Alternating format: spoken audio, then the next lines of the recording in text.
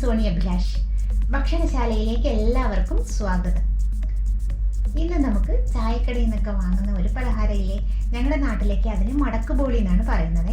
അത് പല നാടുകളിൽ പല പേരുകളിൽ അറിയപ്പെടുന്നു. ഐനാസ്, ഖാജ, മടക്ക് എന്നൊക്കെ ഇങ്ങനെ ഡിഫറെൻ്റ് ആയിട്ടുള്ള പേരുകളിലാണ് അറിയപ്പെടുന്നത് കേട്ടോ. ഞങ്ങളുടെ നാട്ടിൽ പക്ഷേ അതിന് ബോളി, മടക്ക് ബോളി എന്നൊക്കെയാണ് പറയുന്നത്. ബോളി എന്ന് പറയുന്നത് സദ്യക്കൊപ്പം കിട്ടുന്ന സേമിയ പായസത്തിനൊപ്പം കിട്ടുന്ന അതിന് ബോളി എന്ന് തന്നെയാണ് പറയുന്നത്. പക്ഷേ ഇതിന് മടക്ക് ബോളി എന്ന് പറയും.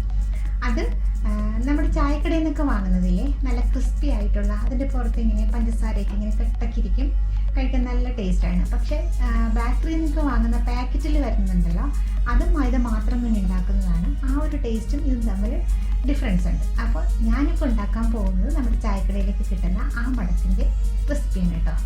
അപ്പോൾ വീഡിയോ കണ്ട് നിങ്ങൾക്ക് ഇഷ്ടമായാൽ ചാനൽ ഇതുവരെ സബ്സ്ക്രൈബ് ചെയ്തിട്ടില്ലാത്തവർ ഒന്ന് സബ്സ്ക്രൈബ് ചെയ്തേക്കണേ. അതുപോലെ തന്നെ ലൈക്ക്, ഷെയർ, കമൻറ്റ് ഒന്നും മറക്കരുത് കേട്ടോ. അപ്പോൾ നമുക്ക് വീഡിയോയിലേക്ക് പോകാം. അപ്പം നമ്മുടെ മടക്ക് ബോളി തയ്യാറാക്കാനായി നമുക്ക് ആദ്യം വേണ്ടത് എന്താണെന്നറിയോ, 2 ഗ്ലാസ് മൈദ ഞാൻ എടുക്കുന്നുണ്ട്.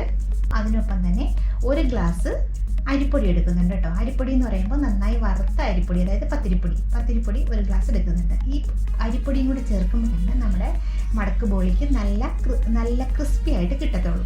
ഇതിലേക്ക് കളറിന് വേണ്ടിയിട്ട് 1/2 ടീസ്പൂൺ മഞ്ഞൾപ്പൊടി, പിന്നെ പാകത്തിന് ഉപ്പ്, ഇതെല്ലാം കൂടി നമുക്ക് ഈ അരിപ്പയിലൂടെ നന്നായിട്ടങ്ങ് അരിച്ചെടുക്കാം.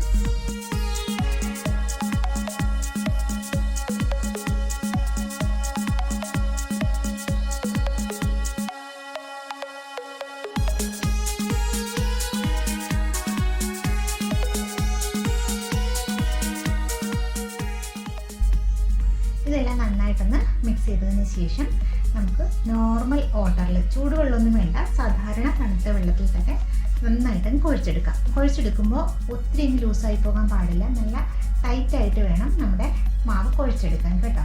നന്നായിട്ടൊന്ന് മിക്സ് ചെയ്തതിന് ശേഷം കുറേശ്ശെ വെള്ളം ഒഴിച്ച് നന്നായിട്ടൊന്ന് കുഴച്ച് എടുക്കണം.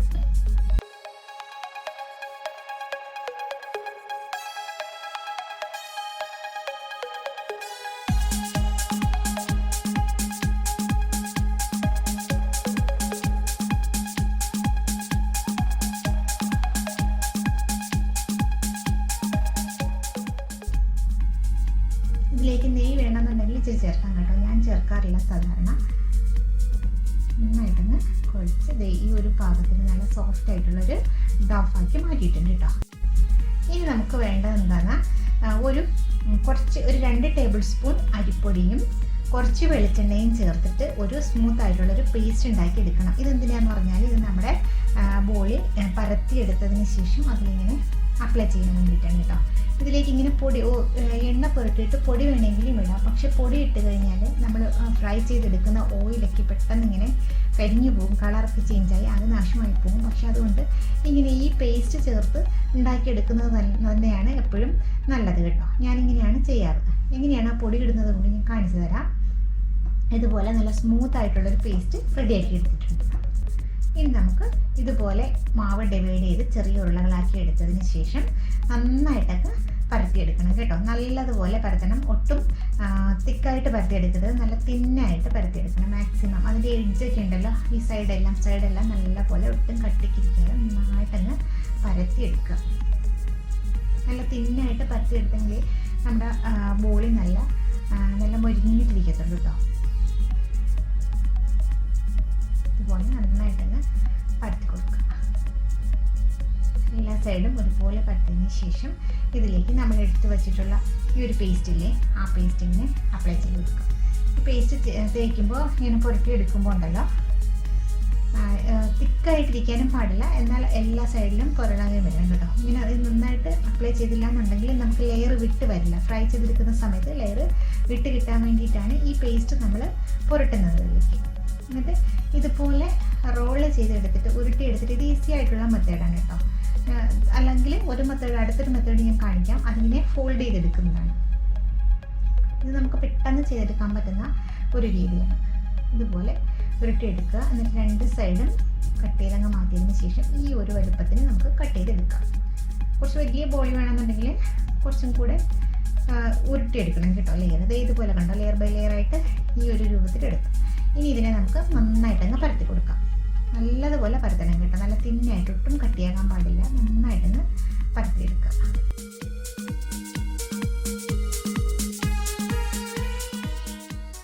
അതുപോലെ നല്ലതുപോലെ അങ്ങ് നിരത്തിയെടുക്കുക. നിരത്തിയതിന് ശേഷം നമുക്കിതിലേക്ക് കുറച്ച് ഓയിലൊന്ന് അപ്ലൈ ചെയ്യാം. ഇത് ഈ പൊടിയാണ് ഇടുന്നതെങ്കിൽ ഓയിൽ മാത്രം അപ്ലൈ ചെയ്യുക. ഇതുപോലെ നന്നായിട്ട് എല്ലാ ഭാഗത്തും പുരളുന്ന രീതിയിൽ പുരട്ടിയെടുക്കുക. എന്നിട്ട് ഇതുപോലെ മൈദയോ അരിപ്പൊടിയോ ഇട്ടെടുക്കുക കേട്ടോ. ഇത് പക്ഷേ ഇതിനേക്കാളും എപ്പോഴും നല്ലത് നമ്മൾ ആ പേസ്റ്റ് തയ്യാറാക്കി വെച്ചിട്ട് അതല്ല ഈസി ആയിട്ടും നമുക്ക് തോന്നുന്നത് ഒന്ന് അങ്ങോട്ട് മടക്കുക. അതിനുശേഷം ഞാനിപ്പോൾ വീണ്ടും ആ പേസ്റ്റ് തന്നെ പുരട്ടുന്നത് കേട്ടോ. ഒത്തിരി പൊടി ഇടാൻ നിൽക്കുന്നില്ല. എന്നിട്ട് അവിടെ നിന്ന് ഇങ്ങോട്ട് മടക്കുക. കണ്ടോ, ഇങ്ങനെ മടക്കുക. എന്നിട്ട് വീണ്ടും ഇത് പുരട്ടുക. ഈ പേസ്റ്റ് അപ്ലൈ ചെയ്യാൻ മറന്നു പോയി കഴിഞ്ഞാൽ ലെയർ കിട്ടില്ല കേട്ടോ, അത് ഓർത്ത് കൊള്ളണം. ഇവിടെ നിന്ന് അങ്ങോട്ട് മടക്കിയതിന് ശേഷം ഇതിനെടുത്ത് തിരിച്ച് വയ്ക്കുക.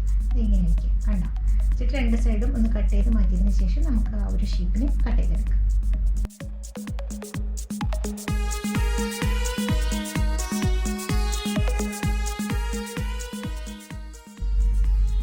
ഇത് ഓരോന്നും എടുത്ത് വെച്ചിട്ട് നല്ല തിന്നായിട്ട് പരത്തിയെടുക്കാം. കണ്ടോ,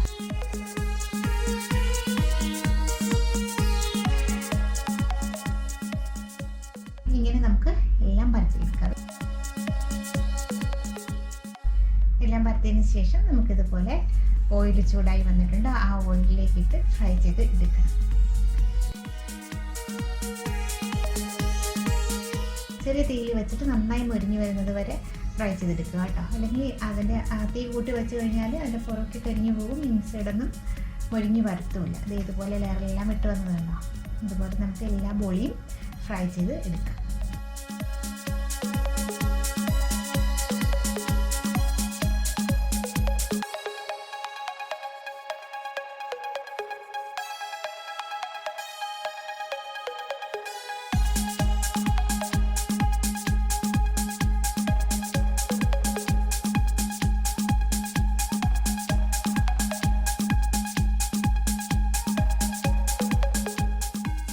ഇനി നമുക്ക് ഒരു പാത്രത്തിൽ ഷുഗർ സിറപ്പ് റെഡിയാക്കി എടുക്കണം കേട്ടോ.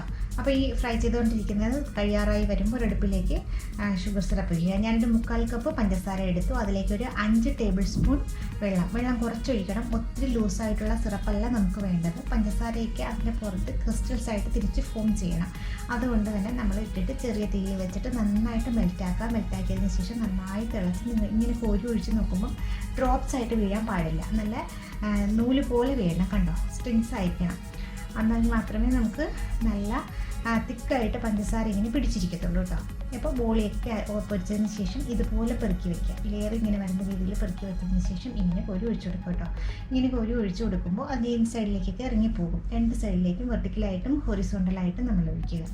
അതായത് ഇതിൻ്റെ എല്ലാ ഭാഗത്തും നമ്മൾ ഒരിക്കലും ഷുഗർ സിറപ്പിനകത്തേക്ക് ഡിപ്പ് ചെയ്തെടുക്കാൻ നിൽക്കരുത്, മുക്കിയെടുക്കാൻ നിൽക്കരുത് കേട്ടോ. അങ്ങനെയല്ലല്ലോ നമ്മുടെ ബോഡി ഇരിക്കുന്നത്.